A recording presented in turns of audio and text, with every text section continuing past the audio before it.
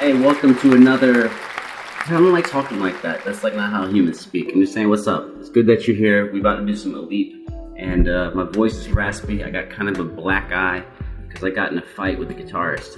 No, I was kayaking, and like the kayak hit me in the face. That's a whole thing that I'm not gonna go into. But anyways, I'm super duper excited to be watching some Alip, man. Dude is fantastic. Oh, Kuchin just walked in. So Salamat, how you doing? Abkabar. I might not look it, but I'm excited. I'm worn out, but I'm excited. So let's just. Can we just listen to some music? Let's go.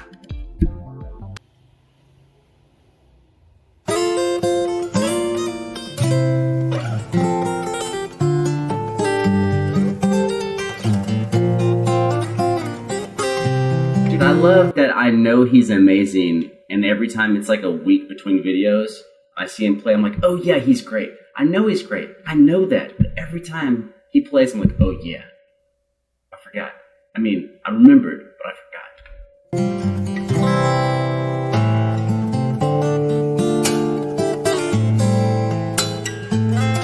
I'm assuming because there's a cigarette back there, he's not going to do any behind the nut bends on strings 6, 5, and 4.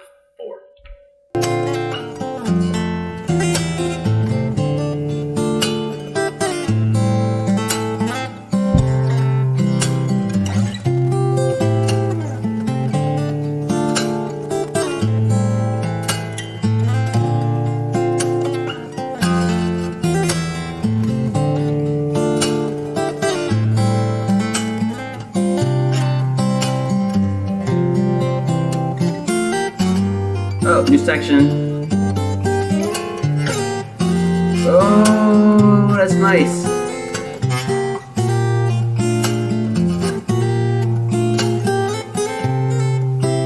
I'm realizing that my brain is slow because right now I'm having a hard time remembering what he's been doing. He had this cool D minor to A minor switch, but now this new section, I'm already kind of forgetting, so I'm gonna back up.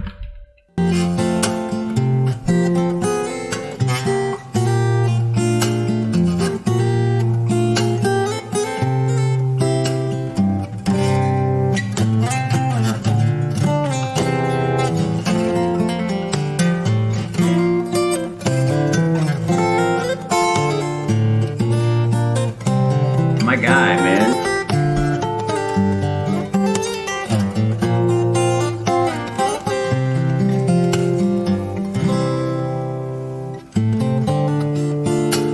That's the slide I was talking about, right there. We're D minor, back to A minor. Let's back up for like 5 seconds.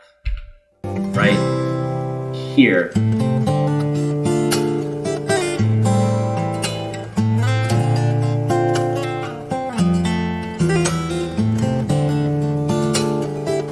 Alright.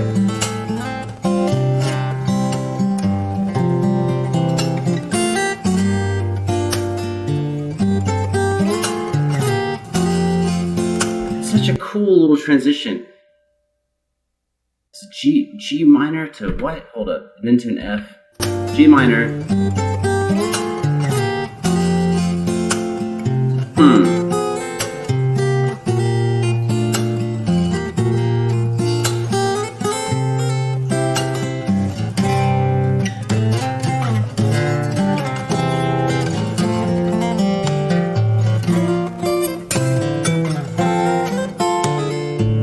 I'm not probably going to remember how to do it, but let's back up for a second. He has this cool little bass line. It's only like 3 notes, 4 notes, something like that. But it's really tight, and it's really contrasts what he was doing a second ago. It's when he moves up to a C something. I'll just make a noise to point at you.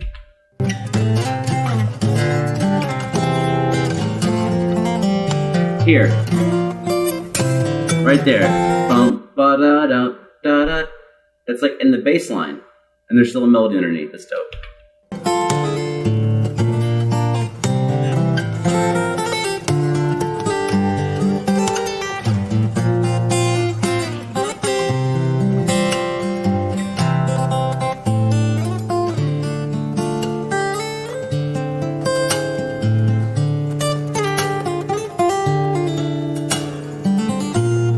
B flat. lot of C. We've got a lot of F, C, B flat going on, which means we're pretty much anchored in the key of F. Just C and B flat are the 4 and 5 chords. And then you have that little contrasting middle section.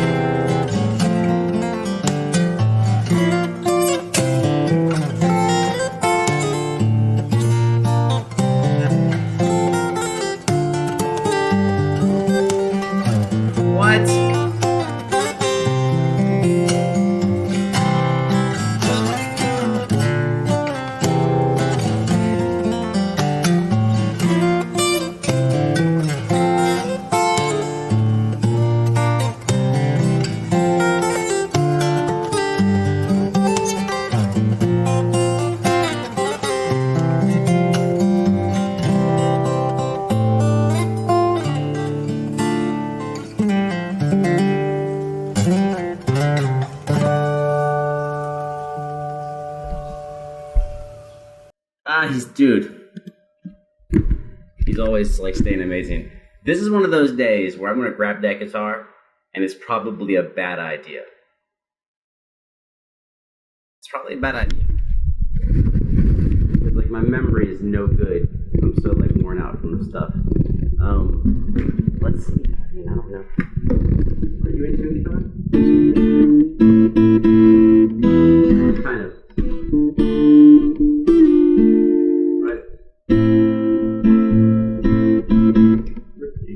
Tune enough. So we're going from this D minor to an A minor.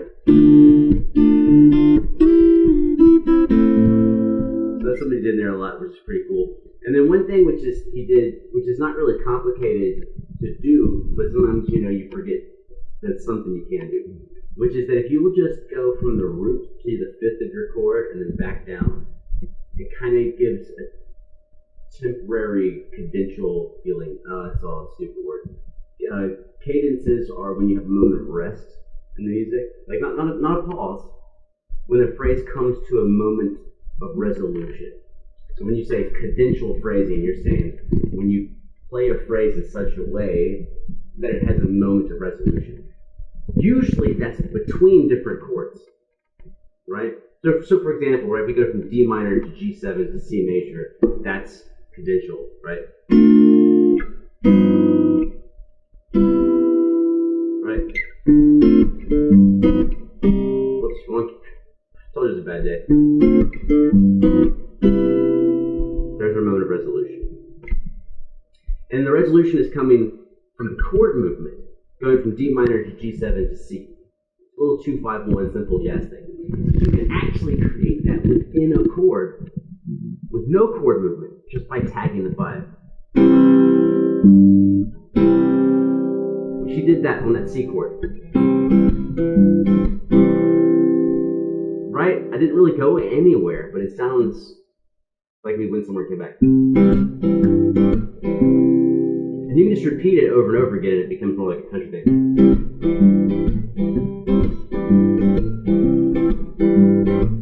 The chord is just one thing. It's just C the whole time, but now it actually sounds like you're moving.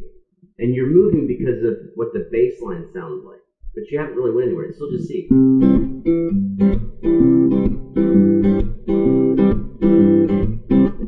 So he did that a bunch in there. He also would slide up to notes. It's like I think he played a B flat major 7 or something here. So he's sliding up.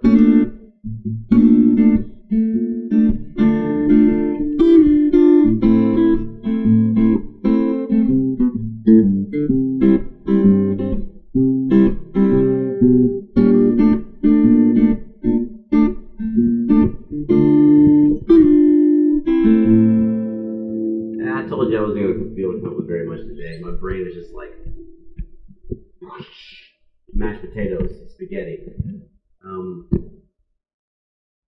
Yeah, I guess the simple thing to say is I've enjoyed it. I thought it was awesome. I always think it's awesome. So that's why, like, you wonder why I do guitar stuff at the end.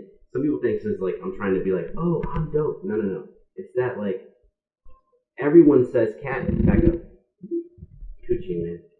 that like everyone is watch this video and be like, oh, he's dope. And so I just try to add something, but then there's days like today where I don't really add that much at all.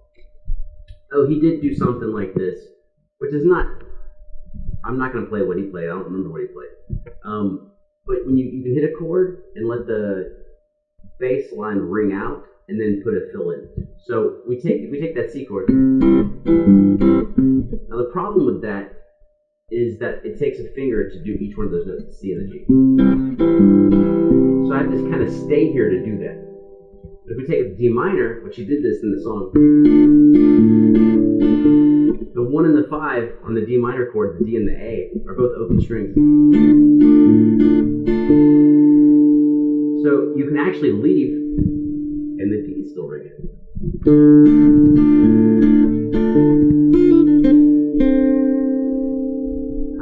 So you get that. Like right now, there's a note ringing that I don't have to hold down, and therefore I can kind of just disappear and do something else.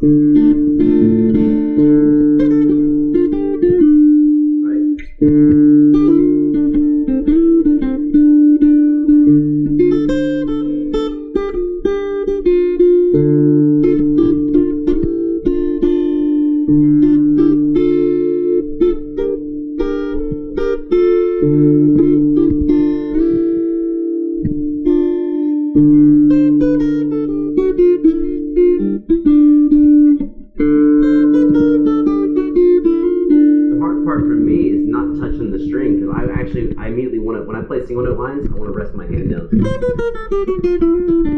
if I do that, then I'll lose that note. But it's safe to keep my hand out of the way.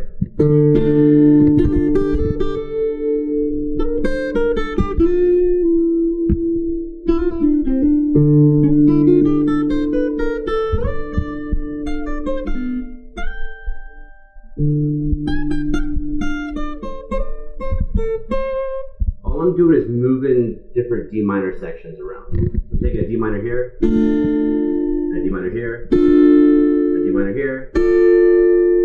I'm just playing around each one of those spots. Right here.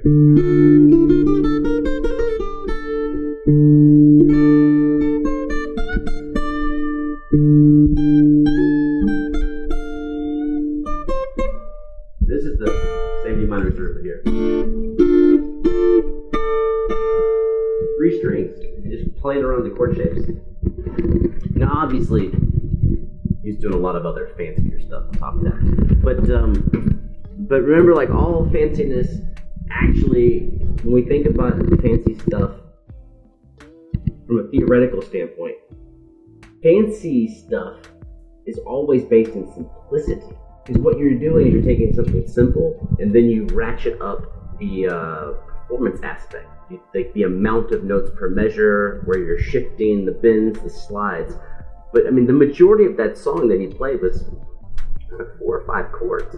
You know, I don't remember them all. A B flat major, a C major, an F, a D minor.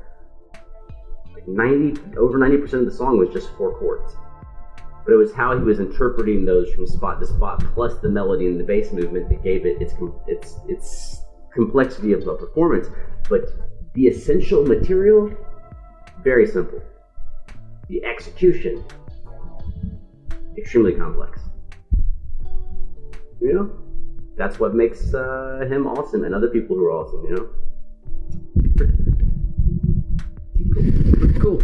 Anyways, thank you so much for being here. I should just freeze it with my hand in the air and my mouth open. But I'm not. What's the word? Montop? Mantap. Montap. Montop. Montop. Great. Right? Y'all are awesome. I'm out of here.